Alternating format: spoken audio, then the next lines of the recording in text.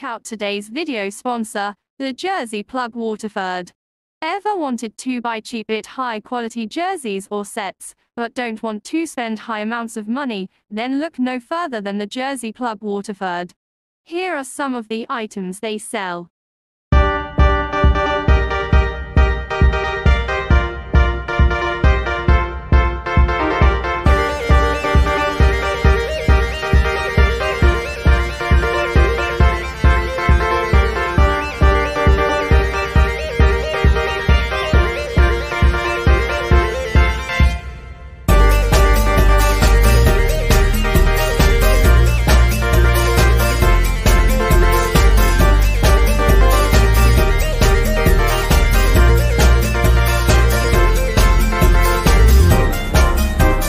Kevin, a much-needed boost for your team with that Cup Derby win against Dundalk last weekend.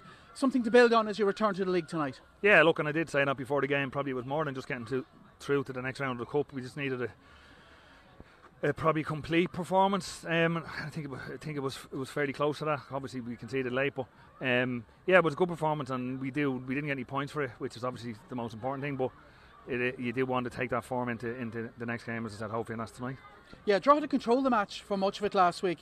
You could do with some of that control here tonight against a team that have scored 8 against you in 2 matches this season. Yeah, and look, they scored a lot of set pieces against us as well, so obviously that's something we've really worked on. But yeah, and they're a really good side, and probably maybe if Bagley had been back, it's as close to full strength as they can, with Patterson coming back in, Parsons coming back in. So they're really strong. They're an excellent side. Look, they've had a great season. They're really good going forward, and particularly in counter-attacks and transitions, they're so quick. They're really good sides. Like Keith's done really well with them. But look, we feel that when we're at it, which we have to be at every game, then we're a match for anyone. So hopefully we'll be tonight. Yeah, probably a sign that you're looking for that sort of control again here tonight. You've stayed with the same team. You've stayed with the back 5 or back 3 presumably as well. Well, yeah, look, we were happy with how we played last week, and it wasn't just to say, just play the same team. Don't do that. If we have to feel there has to be changes, but obviously we had a couple, and it's great the likes of Darren Markey back on the bench tonight as well. Hasn't done an awful lot of training now, mine, but at least he's available if needed. So yeah, and we've a few more coming back. But I was very happy with the performance, as I said. See how we line up when we get out. But look, as I said, I do think that we have to be at our very best. Waterford are an excellent side, but I'm really confident in the players that we have. That, like, you know, they know the task at hand. They know there's points on the table tonight for us if we perform. So we have to make sure we're at it. Finally, and it's not so much on-pitch matters, but the actual pitch itself. Myself and John were just talking about it a few minutes ago. It's in fantastic order. It must be arguably the best in the league. Yeah, it's brilliant, and again, probably people don't realise we train on it. Like we were on it, whatever, 4 or 5 times this week, and Matt and Ian, the groundsman, do an unbelievable job. Like we were training on this last night, and I mean, you know yourself, you're doing little boxes and rondos, and I don't think Matt knows we do that, but we do it, and it sometimes rips up the pitch. You come up to today, and it's you wouldn't even know we were on the pitch last night. So now, massive credit to the ground staff, and look, of course it helps. Look, you want every pitch in the league to be really good, and generally they are. But no, I'm very proud of the pitch that we have, and so hopefully we can play some good football on it tonight. Thanks, Kevin. Best of luck tonight. Thank you. Keith, we'll start with a little bit of bad news, and that new revelation that Sam Sargent has injured his hand and will be missing for some time. How long will he be out, or how bad is that injury looking? Yeah, it's a blow, because Sam is one of the best goalkeepers in the league. He's been a really important player for us since he came in last summer. So yeah, he's going to be out for a minimum 6 to 8 weeks, and obviously it's a hand injury, so goalkeepers, that's their tools for their trade. So we've been able to bring in Lewis Jones at quick notice. We got working. It happened earlier in the week on Monday. Lewis came in yesterday, and you know, hopefully he can come in and do well for us. But there's no doubt about it, we're gonna miss Sarge, as we can hear him in the background. And Lewis wasn't something that was being planned already. It was a response to Sam getting injured, was it? Well, it's certain we didn't factor into our transfer window that we'd need a new goalkeeper. That's for sure. So you know, it's unlucky on Matt Connor. You know, and Jason Healy, the two of them, along with Sarge and Brian Murphy. You know, they're a really good goalkeeping unit. They're very close. They work extremely hard together. Lewis comes on board to try and support them, and hopefully he does well for us. Another new player announced this week, Sam Glenfield come into the club. What sort of a player and personality is he? He's a great boy, full of a very infectious, very bubbly character. Belfast lad, playing with the Euros for Northern Ireland in the Euros just recently. So he's fully match fit. He's on the bench tonight, and you know, he'll give us energy. He'll get around the pitch. He can play a little bit, but also he can do the other side of the game. He can put his foot in, and I suppose that's the type of player we need to try and complement some of the others that we've got in that position.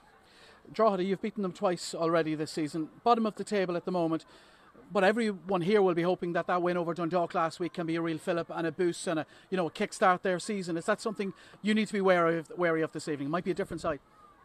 Well, Drogheda are always tough opposition. We don't take any team in this league for granted. We're not good enough, first and foremost, to take anybody for granted. Drogheda are full of experienced League of Ireland Premier Division performers. They know how to scrap and to fight, particularly at this point in the year. So, you know, they've got an experienced backroom team, experienced manager.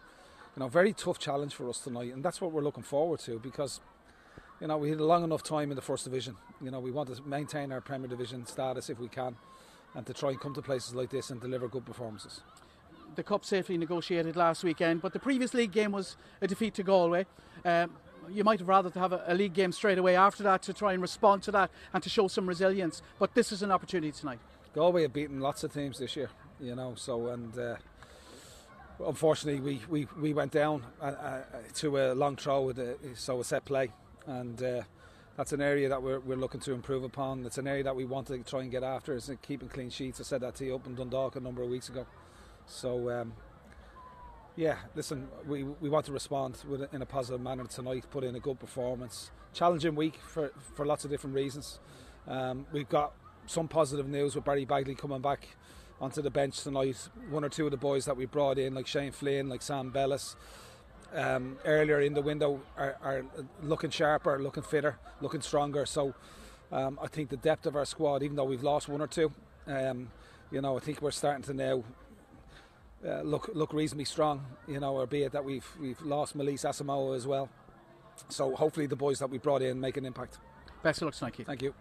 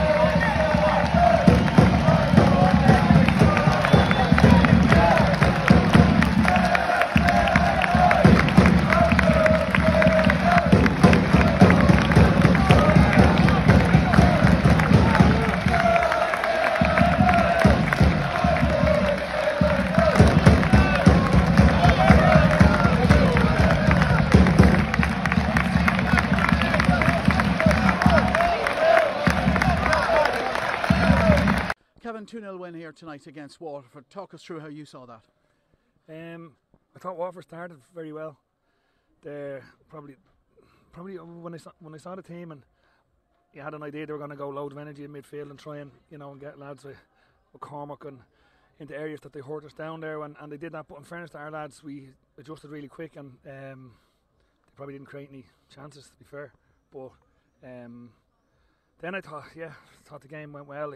If again, similar to last week, the first goal is probably, people might say fortuitous, but I think Fran's being dragged in anyway, like he does all the time. It's actually worrying me at this stage, the amount of fouls that Fran's he gets dragged around the place, and then he does anything and he's booked within 2 minutes. But I can come back to that again if you want. But the goal then, obviously he has to react, finish it well. I thought Franz and Dougie were absolutely excellent together. They look a fine partnership. Really fine. And look, obviously Dougie's only in the door and haven't been able to do that really, but something I've been wanting to do, but probably personnel wise didn't have really. So look, that's the attacking side of it, and sort of the defensive side of it as well. Starts with them, but our back three were excellent again. James Bullerstack, the goalkeeper, really commanding. Look, I'm going to go through the team, probably a very boring interview. I just name out the players. Thought they were all excellent. Thought we defended well. Thought we limited the chances that Ammon hurt us a few times getting across the near post or getting across his man down there, and we remember that, so we had to work on that in the weekend. But yeah, very happy. Long way of answering the question. John Flanagan made the point on commentary that you've gone to a back five, a centre back three over the last few weeks, and that's allowed you to play two players up front and give you that opportunity to put in two players who will menace the back four. In both of them, they're so physical. They both can get at you as well and hurt you too. Yeah, and they're both excellent players, and I thought Franz is probably the best game he's had for us. But I've been really happy with Franz anyway. Of course, the times he's played up front on his own. But as I said, I do feel he gets a lot of. He's a big, strong boy. He can well look out himself. But some of the decisions that go against him are just baffling to me. He has to be protected 100%. I think just because you're a big, strong boy, it doesn't mean that you're not fouled, and that's what happened. And it's happening week in and week out. But again, the positives. He was absolutely excellent to get his goal. Dougie was excellent. Dougie's been a brilliant signing for us. Absolutely brilliant. And then obviously our wing backs are attackers at times as well, and midfielder Shane Farrell, really good. Yeah, and you mentioned the midfielders. I don't think we can ignore Luke Heaney. And I know you don't want to personalise things, and you don't want to pick players out, but Luke Heaney's been brilliant over the last few weeks, and tonight tireless again. Best player in the park. And I asked him afterwards. I said, "I hope you got man of the match." He said he didn't know. So again, we give it to him here, Kevin. Yeah, we did. That's grand. Yeah. No, but look, Luke. Probably Luke over the last few years is sometimes players. I don't mean suffer because of their versatility, and I think Luke is an excellent right back. Like a really top right back, but I thought we needed sort of his energy in midfield. And look, sometimes just because someone running around and they're loads of energy, you forget about their quality. Luke's a lot of quality. He puts the ball in for the goal last week. He's been excellent. And then probably with, you forget Luke's experience now. He's played a lot of games, but when Ryan had to go off, Luke is the sort of leader in there, and he excelled at it. Absolutely brilliant. And look, he's been really good player for me. He's played a lot right back, which I really love him playing there. But in midfield, since he's gone in there in the last few games, he's been exceptional. When Dundalk beat you in the last league game, and they went 5 points ahead of you, there were some people, plenty of people, who thought that that's it. Dundalk will, maintain an advantage over Drogheda and probably secure that 9th position come the end of the season.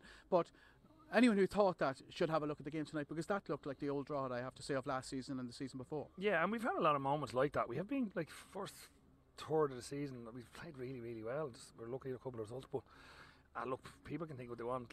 We beat them, Dundalk here on the bank holiday Monday, went 6 points ahead of them, and people were telling us it's over. Absolutely no chance. There's so many. Look, the league, as you said, there's a top team that we've gone and beaten tonight. Dundalk go to Dalymount, who are another excellent team, and they get a point. Forget about it being over. It won't be over till it's over. And we just have to keep. Look, it's 2 wins on the bounce for us now, which is something we haven't done obviously in a while. But we just have to keep working as hard as we are. Keep ourselves right, and look forward to next Friday. Thanks, Kevin. Well done. Thanks, done. Adrian. Thanks a million. Thanks. Keith, beaten 2-0 here tonight at Weavers Park by Drogheda. How did you see that from the sideline? Firstly, Drogheda deserved to win. we didn't help ourselves. We're probably the architects of our own downfall to a degree, and we conceded from a long throw in, bodies in the box, and it's a mistake and it's an error, and that can happen. It's unfortunate for Lewis having just come into the club. Very difficult for him. So we certainly attached no real. He'll be disappointed, but there was an element of freakery around it as well, wasn't there? That happens in the game. So but what we're responsible for is, listen, tonight we had no edge, no cutting edge to our game. We had reasonable possession in the space between both boxes, but didn't command our own 18-yard box, and we didn't do enough to work the opposition goalkeeper.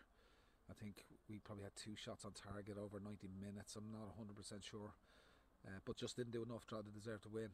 And we lacked a cutting edge, and it lacked an edge to our game tonight. So that's why you don't win football games, when you don't defend your 18-yard box, you don't work the goalkeeper enough in the opposition end of the pitch. You lose games. You've referenced that that's 2 defeats in a row and 2 games without a goal. And, you didn't look like scoring tonight for long periods, I think, in the game, in spite of having possession. You've brought in a lot of players now in July. I presume to remedy that, you brought in forward players and creative players, which with a bit of time, I'd imagine, you expect to have an impact. Yeah, because the summer window is hard. Because you've got fellas coming in out of season, from the UK, let's say, or Scotland, whatever the case may be. Players coming in from different countries. Obviously, if you're recruiting within the league, it's players that clubs don't necessarily want, and trying to strengthen within, this window, it can be difficult. So you got to be patient with some of the players that are coming in. You got Shane Flynn, who effectively 18 months, hasn't really played a huge amount of football at Leicester City. We got Sam Bellis coming in from Barrow, in pre-season mode, effectively coming off the bench. Against a team who are well organised and know what they're doing. The opposite to that is like we got Sam Glenfield coming off the bench tonight. I thought made an impact for the 25 minutes that he was on. We got Barry Bagley coming back from injury. So whilst we brought in some new faces, and it does take time for them to gel and to settle in, to fully get physically fit, and the dynamic of your dressing room is changing somewhat. The principles of how we want to try and play remain the same. So yes, we brought in some players. We didn't look like scoring a huge amount tonight. Didn't work the goalkeeper enough. But we got to be patient. We got to regroup, have a look at tonight. Tonight's not good enough from our perspective. We've disappointed the Waterford travelling support, and it's not too often away from home this year. I can say that about the players. But we were just off it tonight, and we need to rectify that quickly, because we have a big month ahead of us in terms of some of the games that we have to face. Yeah, you've only lost 2 on the bounce, I think, once this season, and you followed up with a win against Bohemians that time. Shamrock Rovers up next. Yeah, so yes, big task obviously against Rovers at home in the RSC, but we're at home. We'll have a big crowd behind us, big travelling away support, so the atmosphere in the ground will be good. Tonight, like I said at the start, Drogheda deserve to win. We'll go down the road and have a bit of work to do. Thanks, Keith. Thank you.